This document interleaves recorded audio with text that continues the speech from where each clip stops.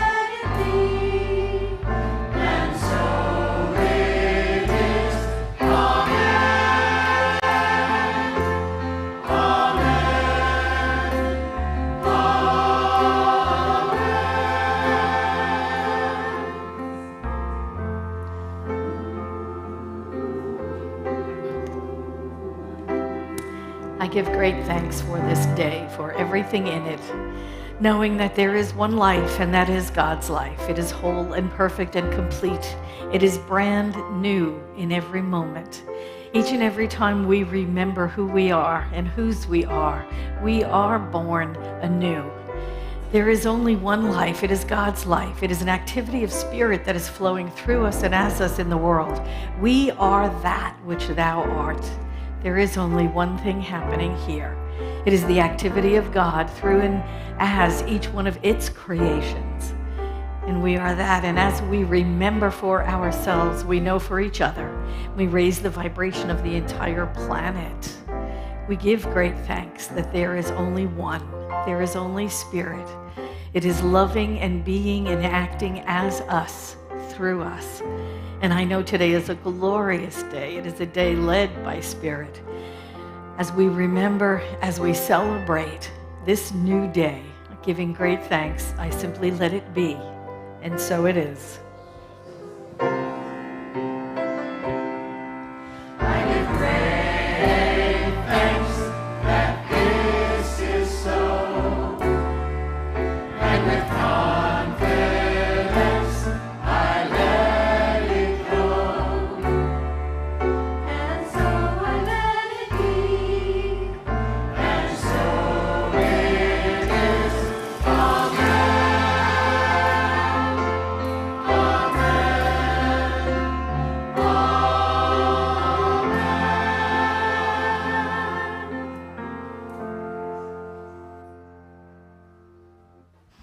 love our choir.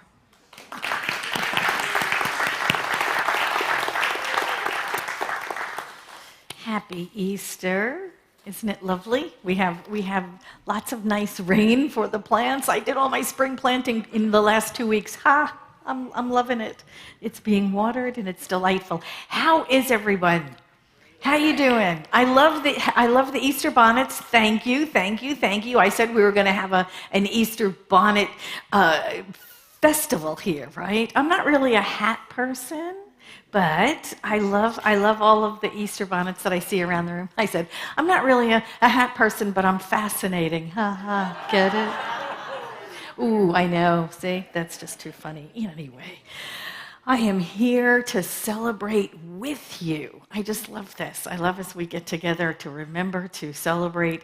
This is the renewal. This is the rebirth. I love spring. It's such a powerful time. And if you're being challenged, if you have anything on your heart and your mind, we have licensed practitioners. These people are spiritual counselors. They're here to pray with us and for us. And I would love for the spiritual counselors, ministers, and practitioners, raise your hand, let everybody see who you are. Look around the room. Look at all these delightful people. Yay. These people have gone to school for years in the art of compassionate listening and the science of healing prayer, and they know what to do. They pray for us. So please see one after celebration this morning. Our online community, you know where to go. We have a meet and greet room after this where you can get one-on-one prayer as well with a licensed practitioner. So see, we are here to serve you wherever you are. So see a practitioner after celebration today. Tell them what's on your heart. Allow them to pray for you. In that way, you're allowing them to live the calling on their heart, which is to pray. So see how it works out so perfectly. I love it. Anyway, do that, okay? The next thing I want to tell you about is, wait, I knew there was something. Is there? Yes, Women's History Month. There you are. I've been looking for Hummingbird. This is the last Sunday of March, and we always celebrate Women's History Month by giving a little spotlight on a woman in history. This is our last Sunday to do that. Hummingbird, please come up.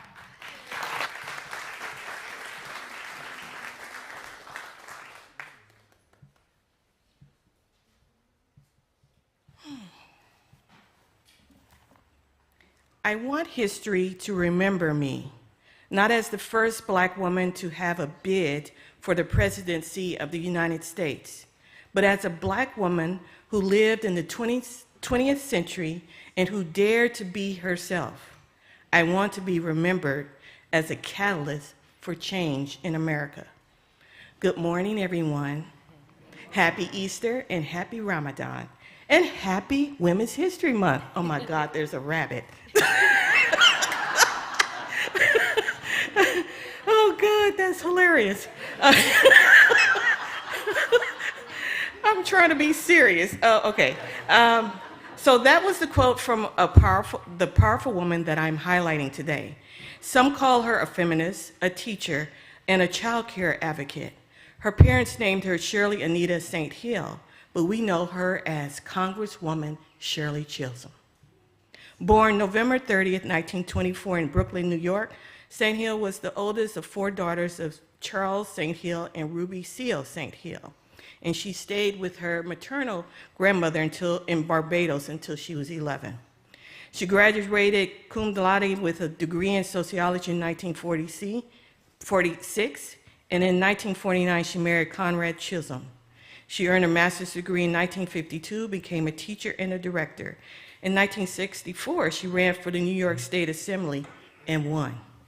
Member of the Assembly's Education Committee, she pioneered was Search for Elevation, Education, and Knowledge, also known as SEEK. This was designed to help African American and Puerto Ricans for years of inadequate schooling in poor neighborhoods. In 1968, Chisholm ran for Congress and won. She introduced legislation to end the draft and create an all-voluntary military. She was the first African American woman to win a seat in the New York State New York State Assembly from Brooklyn. She was the first African-American woman to win a seat in the United States House of Representatives. And in 1972, Congresswoman Shirley Chisholm, the first woman and first African-American woman to campaign for the presidential nomination in the Democratic Party. Before there was Congresswoman Geraldine Ferrell, there was Shirley Chisholm. Before there was Secretary Hillary Clinton, there was Shirley Chisholm. Before there was Vice President Kamala Harris, there was Shirley Chisholm. I look forward to seeing a woman president one of these days in the United States, hopefully soon.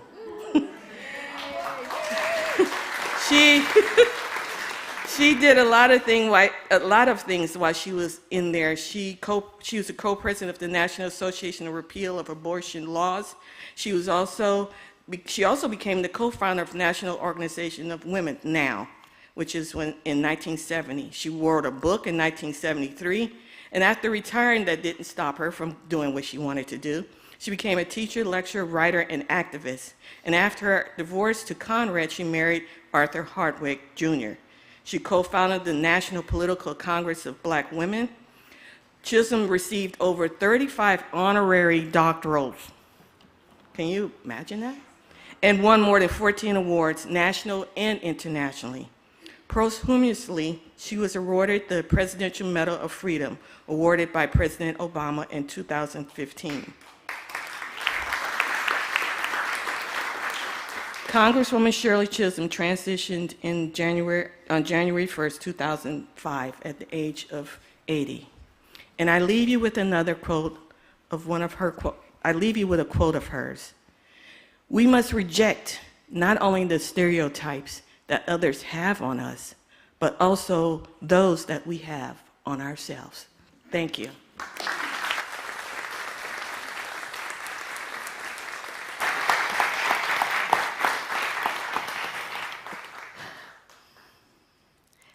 Religious science and the science of mind is here to transform lives through practical spirituality. That is what we do. And that is why we have practitioners and ministers that pray with you and for you. And I want you to take advantage of those, because you're here because you want to change your life, don't you? Don't you want to improve things? Don't you want to make things better? Don't you want to experience that enlarged life? That's what we do here. Yes. And I'm welcoming you in with a guest packet. Yeah, look at this. Did you see them? They were out in the hallway. They were in the welcome table in the front. They're out there in the back on the side table. They're at the prayer table. Thank you. JP's holding one up. I love it. Thank you.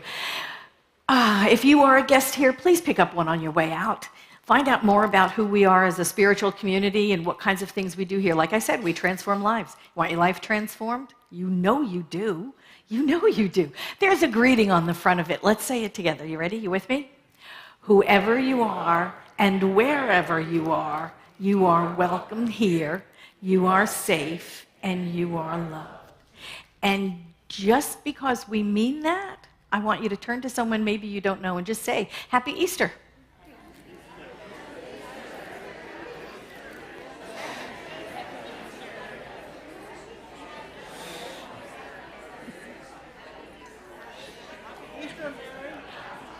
Happy Yay. Happy Easter, happy Easter. It doesn't matter. I'm going to turn it over to James Vandenberg. He is the director of what? What? That's what I'm talking about. Yes. I'm going to turn it over to James Vandenberg. He's going to lead our choir in our centering song and prepare us for our 5-minute meditation. Thank you.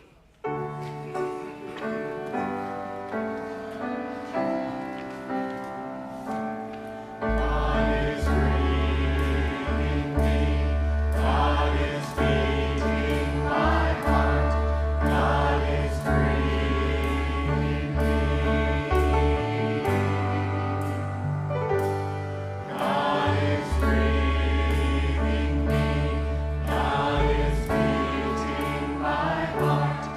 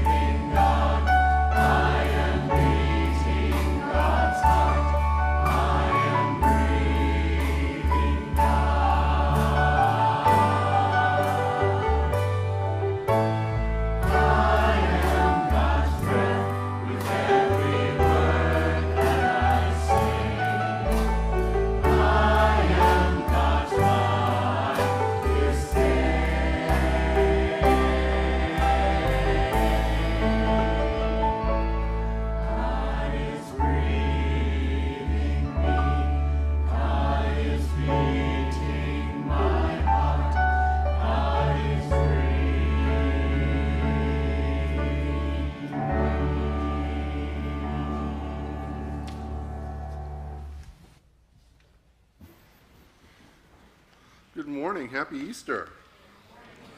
For our online community, Latanya is not hallucinating. There is, in fact, a 6-foot rabbit sitting in the back of the room because joy is a quality of God.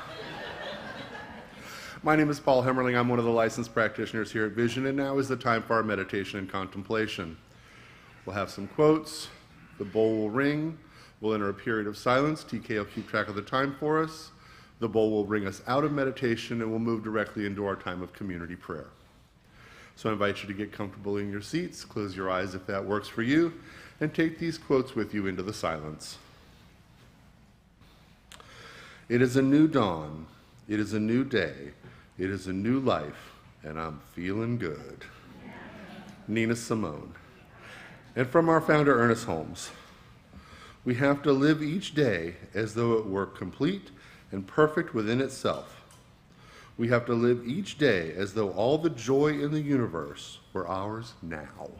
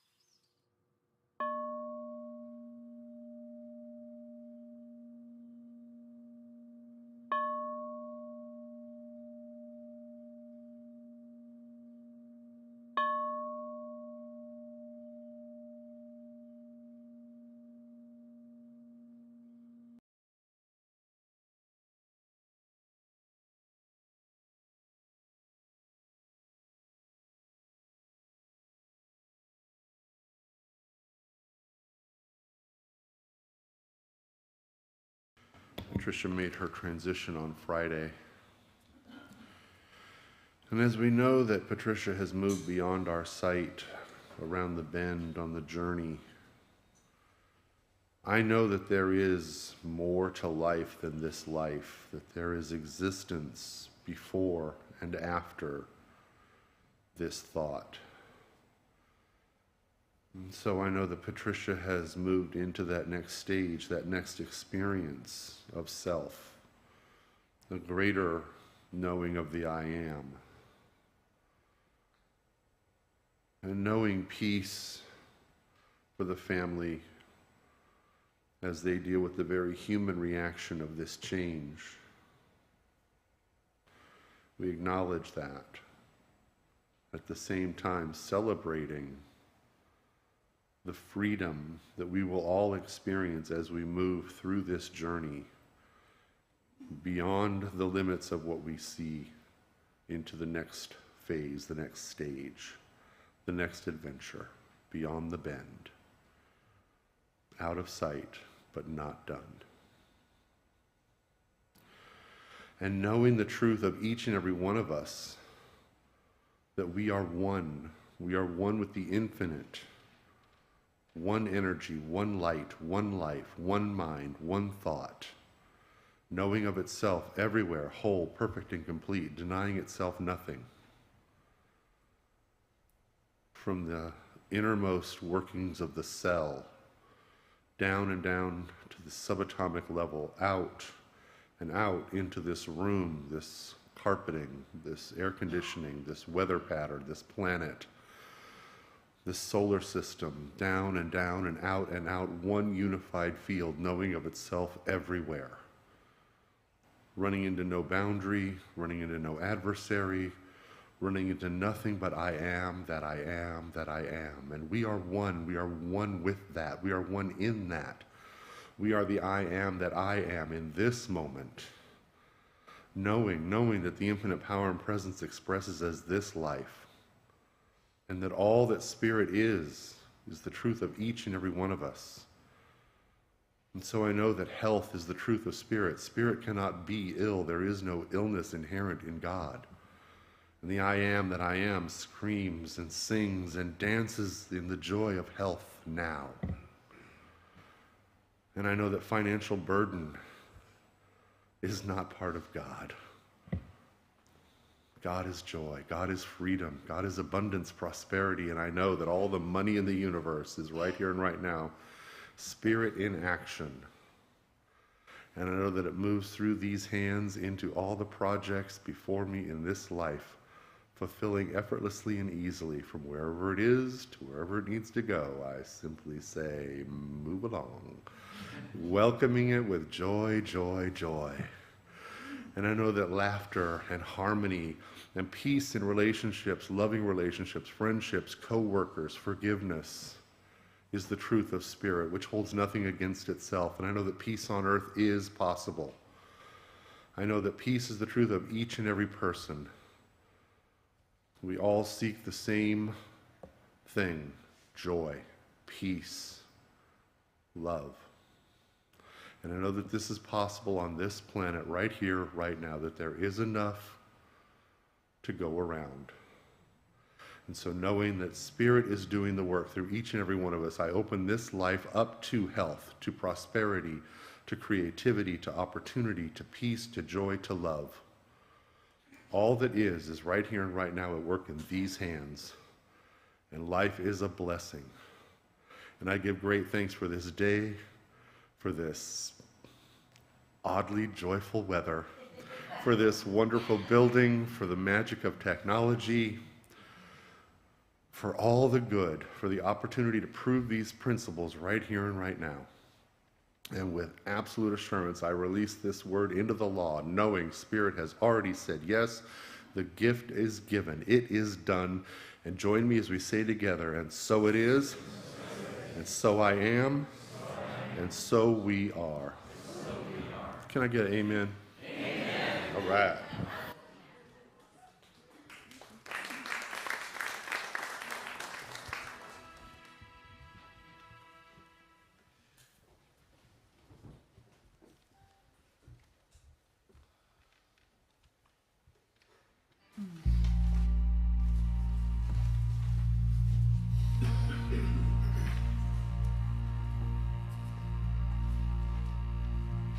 I close my eyes, I open my heart, I take a deep breath, let the healing start.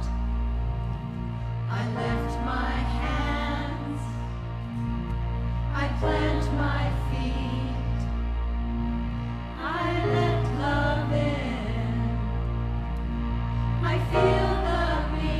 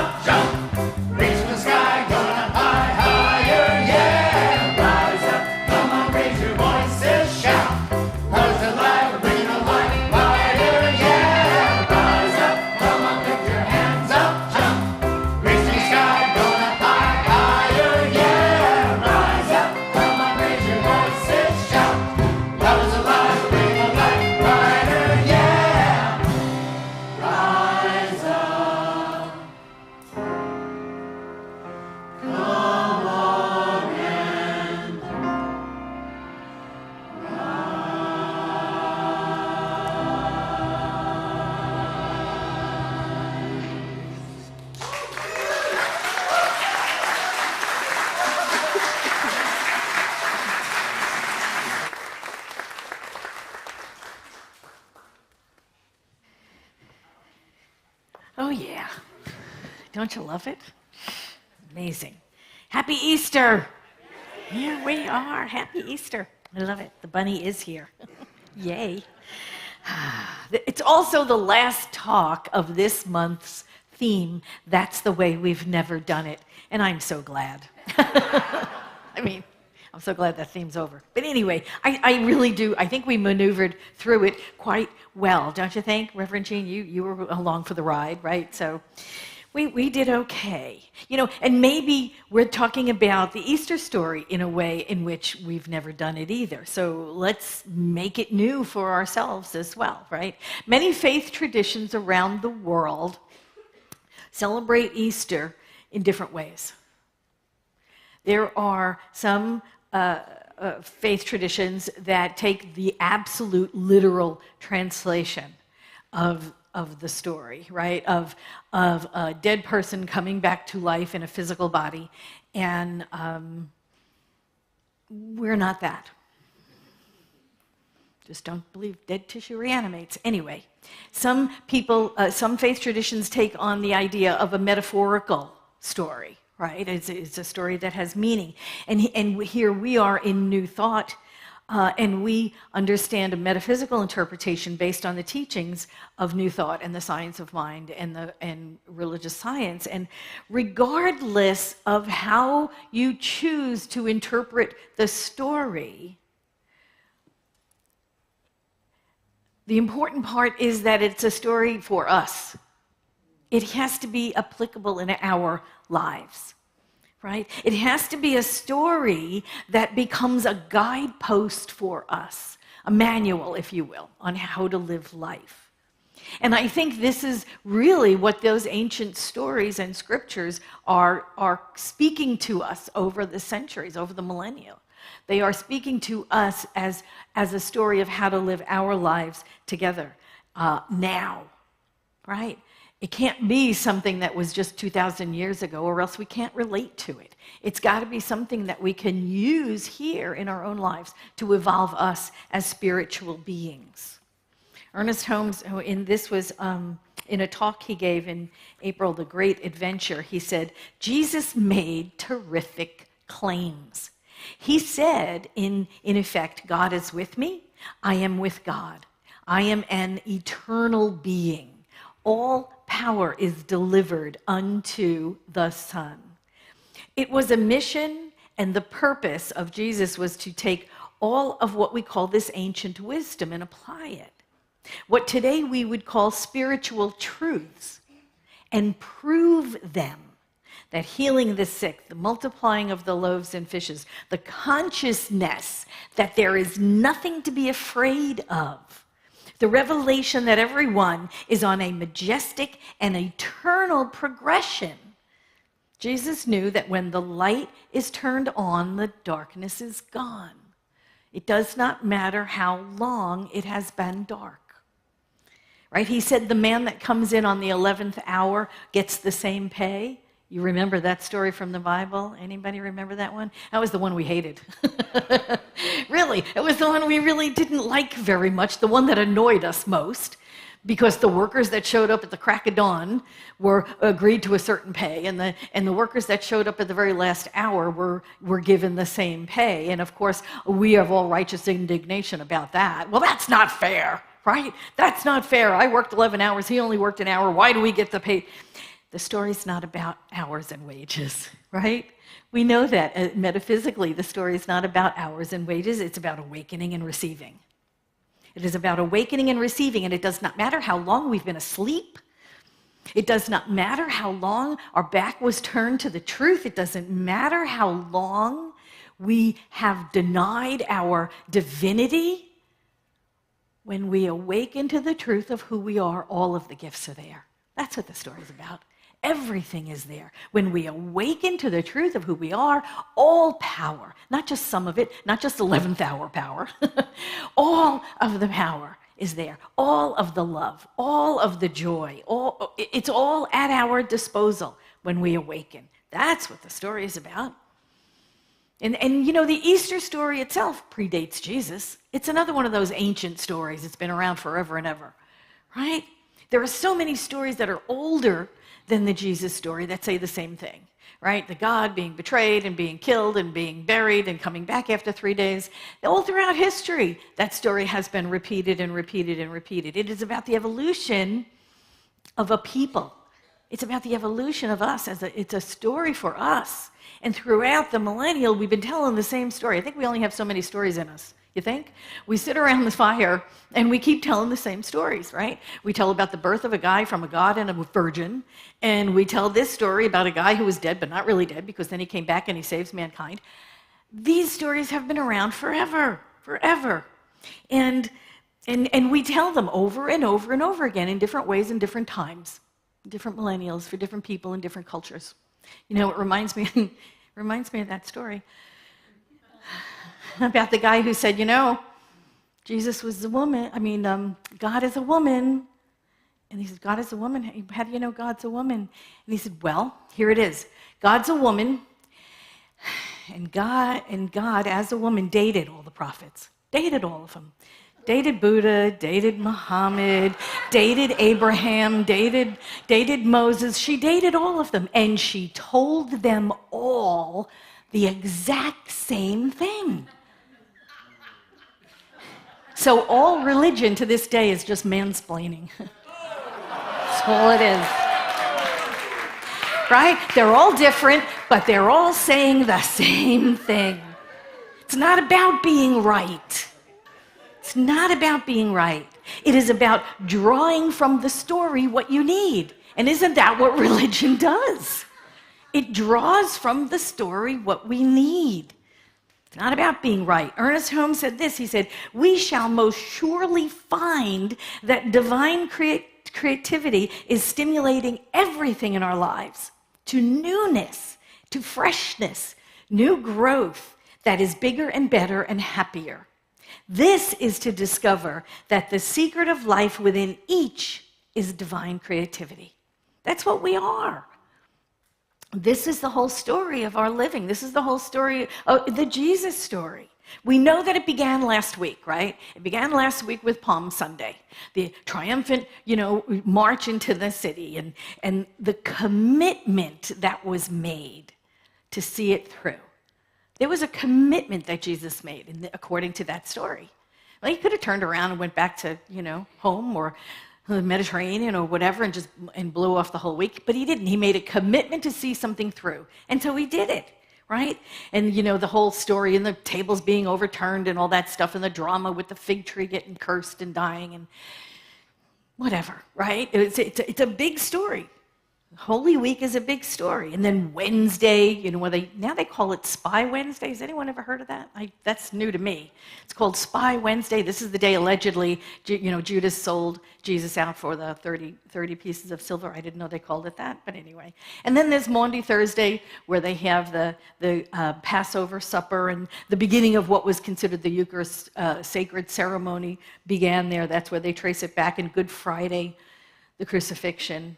And here we are, Easter Sunday. He is risen. This is the important part to people who practice Christianity, right? Is not exactly the death. We don't get hung up on the death, but it is the resurrection. This idea that this philosophy cannot die. This man representing life eternal cannot die. So can you hear your story in that Holy Week? Can't you hear your story? Doesn't your life follow that Easter week, that Holy Week story? How you commit to a path at some point. You commit to something, to do something. How many times have we done that in our lives? We repeat these stories over and over again in our lives. We commit to a path, sometimes knowing and sometimes not knowing what's to come, right? And we just say, we're going to do this. We're going to decide to do this, take on this career, or take on this path, or do this job, or move to that city. And we do it, come what may. We sometimes don't know what the outcome is. But we know it is our next step. Whether that next step for us is moving, changing jobs, changing careers, changing cities, changing states, getting married, getting divorced, right? We commit to a path. And then we have to stay true to that path in order to evolve, right? I don't think I want to tell that. Anyway,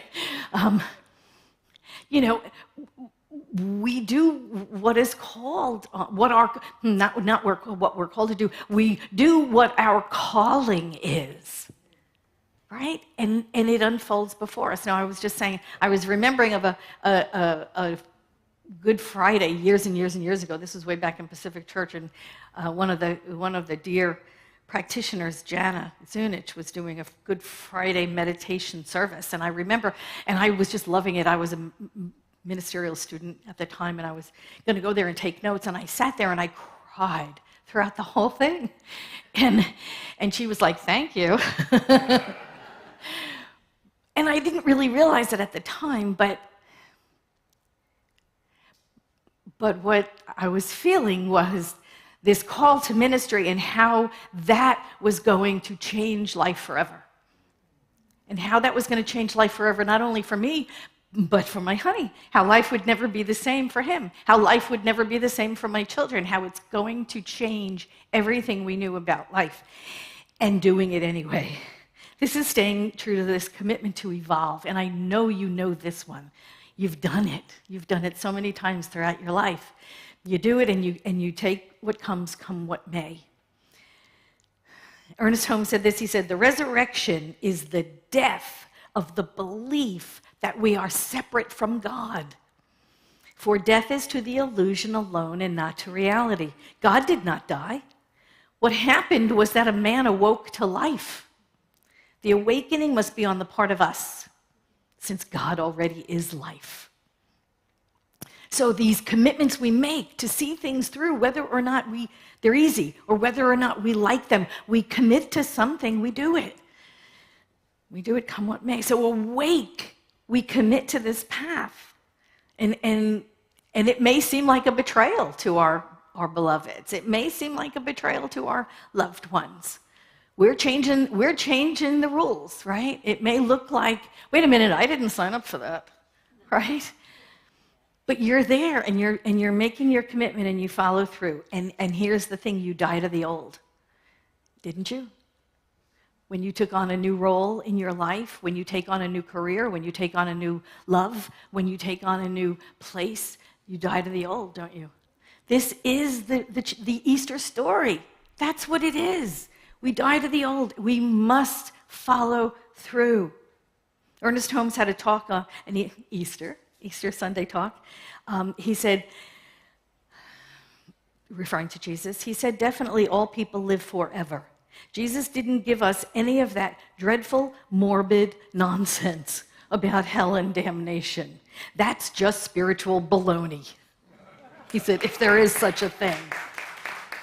It's about change. It is about evolving as a person. It's about becoming the more authentic spiritual self that we know we are, that Spirit knows we are. It's about dying to the old ways, to the fears and the insecurities that we have, and the maybes and the what-ifs and the I don't know what I'm doings. And it's about taking on the new role, the bigger role in our lives. It's dying to the old and taking on this new. Every time we die to the old, we are reborn. The Easter story is telling our story. And we repeat it over and over again. Shampoo, rinse, repeat.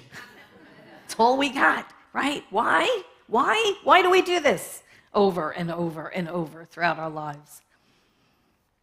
Why do we practice resurrection? That's really what it is, isn't it? We're practicing resurrection to integrate those pieces of ourselves that we have left scattered throughout the world on growing up, right? All those pieces and parts, all those disparate things that we have left around the globe, maybe, of ourselves. It's about a gathering together. It's about an integrating those pieces of ourselves that we left all over the place. It's coming to ourselves. That's what all of those resurrection stories are doing for us. Gathering together all of those pieces and parts and thoughts and things that we left all over the place. Interactions with this person or that person, or thoughts we left with that person. You know those things you think about in the shower? Oh, I should have said this, and I didn't say that. You're washing your hair, Right? Right? All those things. It's about drawing all that stuff together. We come to ourselves to walk through the finished kingdom as a whole, evolved, awakened spiritual being, because that's who we are. That's who we are. And all of these choices we make bring us together. They bring us back together to that sense of wholeness, to become that whole spiritual being that we know of ourselves to be, so that we can walk through this world.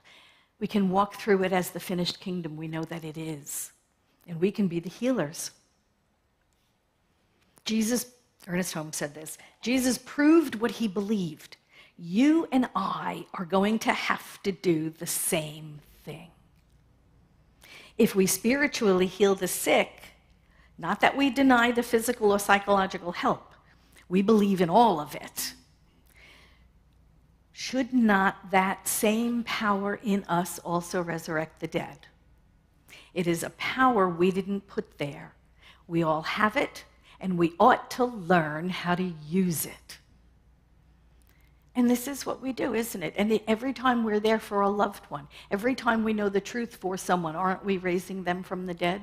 Every time we listen to the hopelessness of someone's heart and we speak truth for them and as them, isn't that what we're doing? We're raising the dead. This is why we come here. This is why we come here to a center like this. Why we attend classes and we read books and we go to workshops, to get in touch with that. So that wholeness that we are, so that we can live that whole life, so that we can walk through the finished kingdom and know it is done. Know that heaven on earth. In Matthew 28:5, the angel said to the woman, "Don't be afraid. I know you're here looking for Jesus who was crucified. He's not here. He's risen. Just as he said, come and see the place where he lay. Then go quickly and tell his disciples he's risen from the dead, and he is going ahead of you into Galilee. You'll see him there." Right? That's what they said. So we look for the beloved all the time, don't we? We are always looking for the beloved out there. We're looking for it out there. We look high and low. We look all around. The Christ consciousness is within. We're looking in the wrong place. The Christ consciousness is within. We cannot relate to an event that happened over 2,000 years ago, even if we think it's a miraculous event. We can't relate to it unless it's applicable in our life right now. Where is the Christ consciousness right now? The living Christ within us right now. It's here within us. The life that we are living right now. That's why they said go to Galilee, right? What is Galilee? It's just the average, ordinary place, right? Seek God there. That's within us. In Colossians, Paul said, the mystery is Christ among you, your hope of glory. Christ among you. And it's not one person and we got to all find out who it is. That's what the story led some people to believe. But he was saying the Christ within all of us. In chapter 8, St. Augustine's Confessions, he said, men go abroad to wonder at the height of the mountains, at the huge waves of the sea, at the long courses of the rivers, the vast compass of the ocean, at the circular motion of the stars, and they pass by themselves without wondering. And isn't that what we do? We pass by ourselves. We are the greatest wonder, right? That we can see. Right? This risen and go to Galilee to find him was saying, go to those common places. Go within. Go to the place of your birth. The Christ consciousness is found everywhere. It's found in the eyes of the stranger. It's found in acts of kindness. It's found in the chores we do. The Christ consciousness is found in vacuuming the rug and doing the dishes. The Christ consciousness is everywhere. Every time we recognize it. Every time we recognize the Christ consciousness within, we are risen. Jesus had linked life with living. Ernest Holmes said he discovered God in human events. He knew that every thought we have is a divine emanation of a living spirit, that he had so consciously unified himself with life that God was a constant and a continuous companion. And that's what we know. We know that life, that seed of perfection that is nestled within us is God. That's exactly what it is. He said he concluded that no one, and he was the first man in spiritual records that said this. And Ernest Holmes said, and I love this best of all, he said, it does not matter what happened yesterday. Yesterday and yesterday and yesterday, the history that is a tale told does not matter. There is a truth known today, transcendent of all our yesterdays. It wipes them all out. Today may be a fresh beginning. It is the eternal resurrection. And that, my friends, is what we're doing here. We are eternally resurrecting. We are eternally new.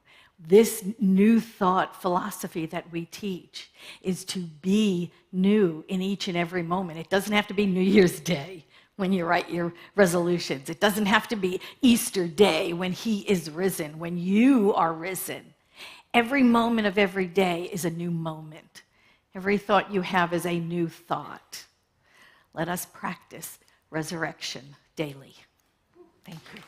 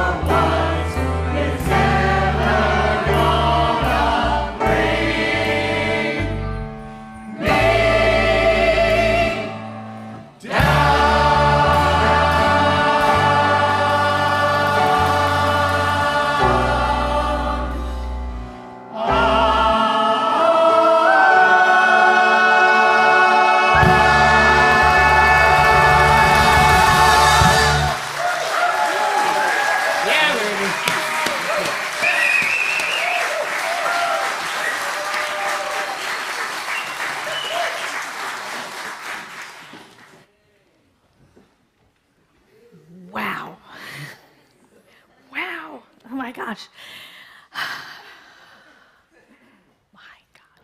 What is going on with our vision choir? Oh my gosh. Fabulous. Woo. Unbelievable. Under the direction of our vision choir director, James Vandenberg. Thank you so much. Yeah, you just can't even say anything. Speechless. Thank you so much.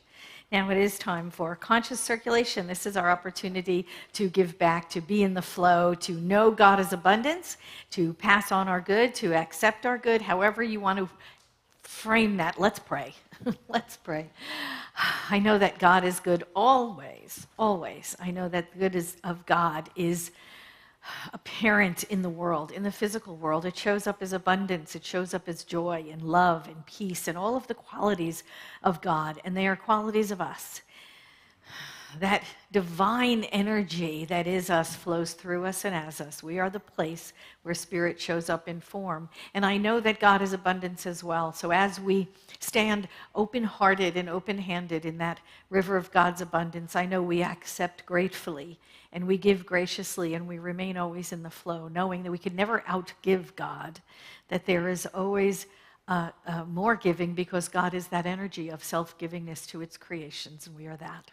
So I give thanks for the good that flows through this room, knowing that it goes beyond these four walls. It does good that we would see done in the world, and I know it is all God, always, and so it is.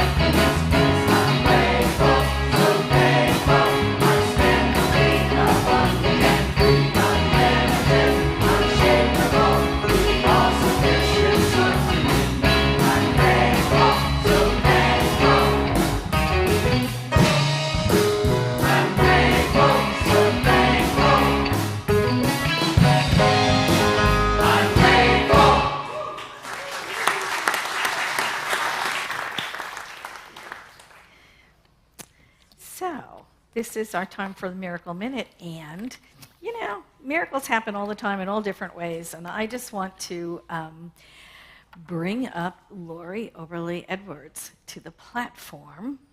Lori is a licensed practitioner here with Vision, and she is an Emerson minister, and she has been in the process of affiliating with Centers for Spiritual Living. Let me take your hand, my dear. You okay? She has been in the process of affiliating with Centers for Spiritual Living and worldwide, and particularly with Vision, a Center for Spiritual Living. And she passed her panel on Tuesday.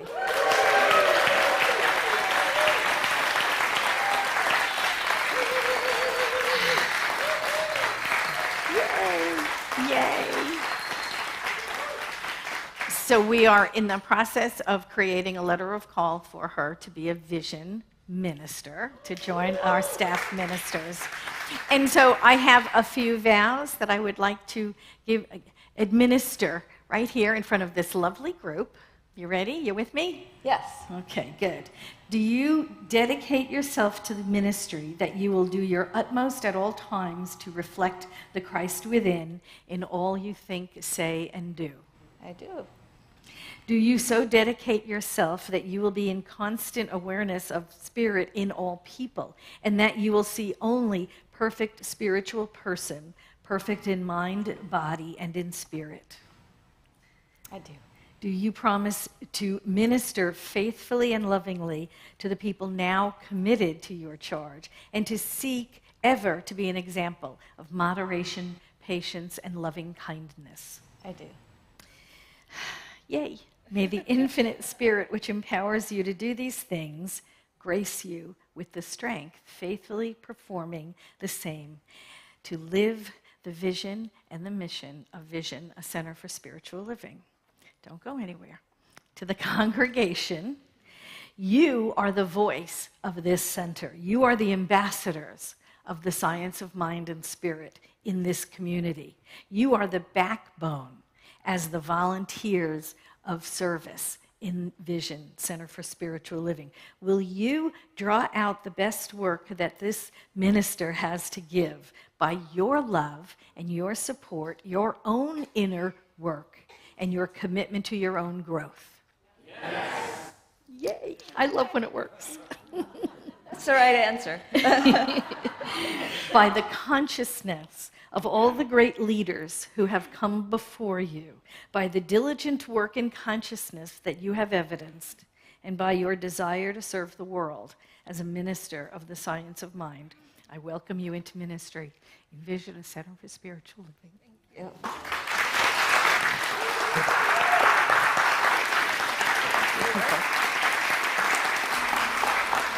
Thank you. Just like to say a few words. Thank you, Reverend Patti, for your loving support and guidance. I couldn't have done it without you. Really love you very much. And just want to say a thank you to all of you. It's your presence that has really deepened my dedication and commitment to truth as an expression of love and in oneness. So just feeling into oneness now of all of you, and thank you so much. Special thanks to the meet and greet group. Love you all. Thank you for your support as well, and especially, Cliff, come on up, please.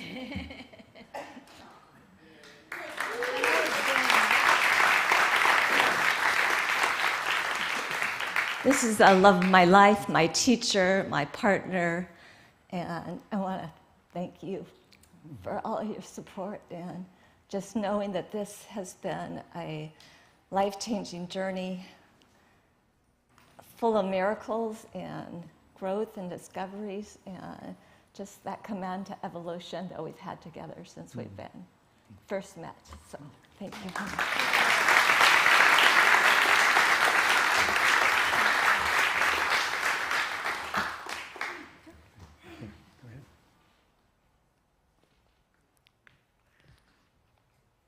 Yay, we're growing by leaps and bounds. And now I think it's time for the last word by Johnny Kirko.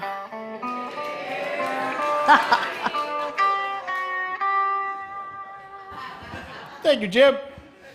So this Wednesday, Reverend Patti is starting up a new home group called There's No Place Like Homes. Reverend Patti, you want to talk a little bit about it? I can just give you a little hint that it's going to be about Ernest Holmes.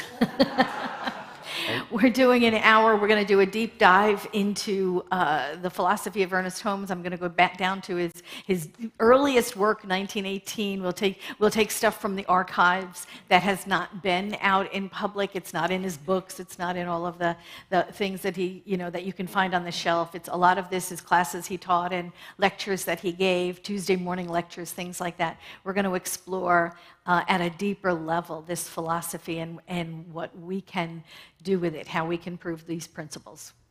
Thank you, Reverend Patti. Oh, online and in person. That's right, 11 till noon. It's online or right here. So join Reverend Patti. The diversity team's getting together this Wednesday. They get together on the first Wednesday of each month. It goes from, what time are we doing this, Hummingbird? 5 to 6. So if you want to do that, it's online, and you can be a part of that fantastic group. And I know that they're in the midst of possibly being part of the Pride Parade this year, and maybe a float or all kinds of stuff. So all kinds of ideas. I'm looking forward to that. So this Thursday, we have a concert. It's I Want to Dance with Somebody with Janet Hammer and Nathan Fry. So going to be a good concert. We're setting up the cabaret tables. Join us. A lot of fun. Tickets are available online or in the Resource Center. There's a Vision cycling group starting up with Mr. Rich Poser. Rich, you want to talk real quickly about this? Thanks, John. If you've never ridden your bicycle or your e-bike as part of a group ride or wanted to do more than just a quick lap around the block, now's your chance. The first ride of the Vision cycling group will take place this Saturday morning, April 6th. Currently, we have 4 riders already committed to ride. It's an open bike path. More are welcome. And we'll park our cars and meet at Pepper Park in National City and take a ride along the Bayshore Bikeway. If you've never ridden that, it's one of the most beautiful and scenic rides in the county. See me after service, and I have maps and more information. If you're listening at home, send your email to info@visioncsl.com, and I'll get back to you with the particulars. See you Saturday morning. Bring your bike and bring some air in your tires. Thank you, Rich. So on Saturday night, we're doing another concert. We're calling this, it's a story and concert. It's with Harold Payne. He's calling it Under the Radar, Over the Moon. We're doing this at 7 p.m. Harold Payne is a New Thought singer. He's really well known across, especially in Southern California. Join us for that really good concert and storytelling as well. Reverend Patti's starting foundations class a week from tomorrow. It'll be on Monday evening. Is that correct, Reverend Patti? Yes, it is. So it is the beginning of what we're all about. If you want to learn, it's 8 or 10 weeks? 10. 10 weeks. So join us for that. If you've taken the class, take it again. If not, this is really a great introduction to science of mind. It changes your life. If you haven't taken that class, it will, I promise you, change your life. Or I'll give your money back. Right, Reverend Patti? Yeah,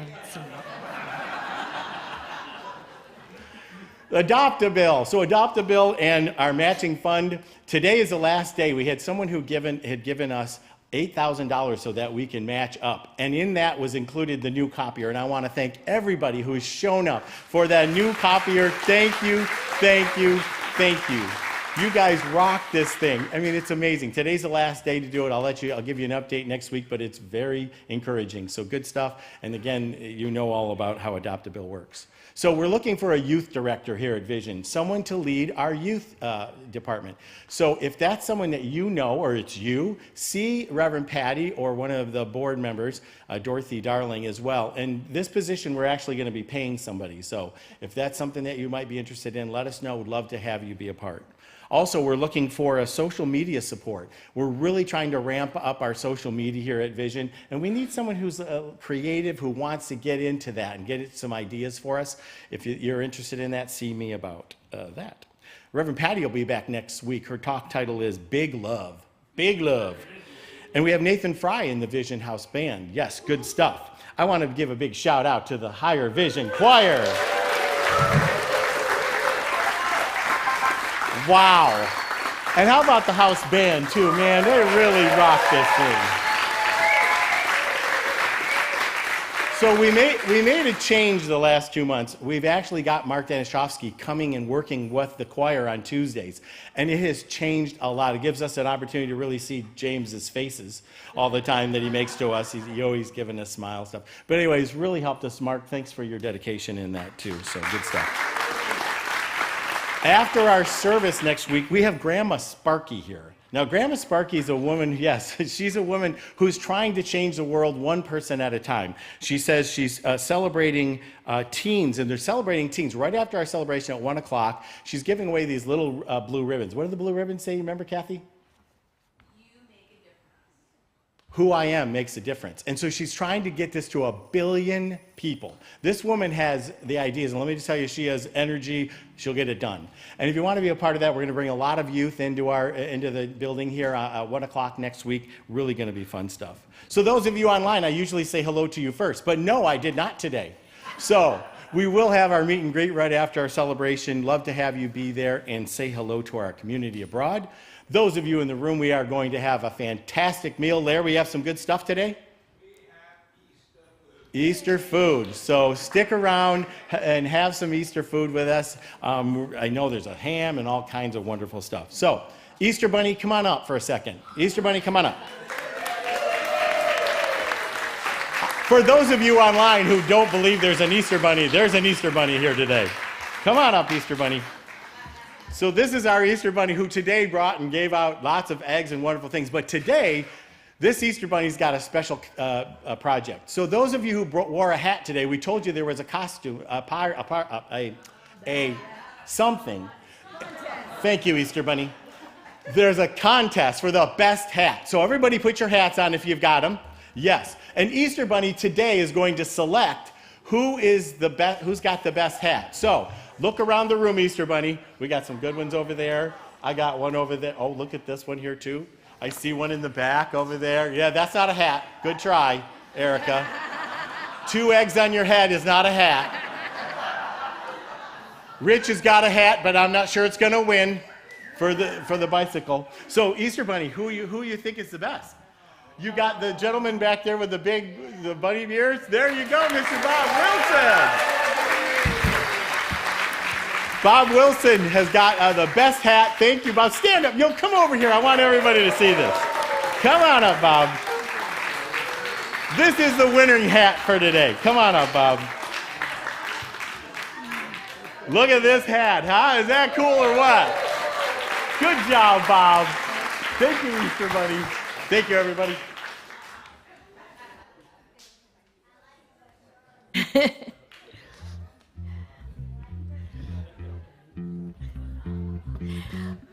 There you go. I love it. For those of us of a certain age, we know this.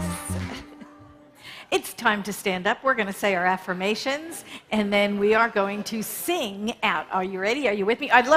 Practitioners and ministers, please come to the front. Be ready for prayer. Okay, we have today's affirmations. Let's say them together. I enter this moment with an open heart. It's a good day to have a good day. Spirit, rise up, rise in me. Okay, what are we going to do?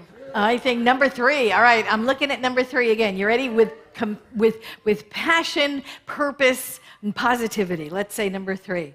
Spirit, rise up, rise in me. Oh, absolutely. We know that there is one life. It is God's. It is whole, perfect, and complete. It is our life right here, right now. We are an activity Spirit is having. It is all God. It is all good. And so it is.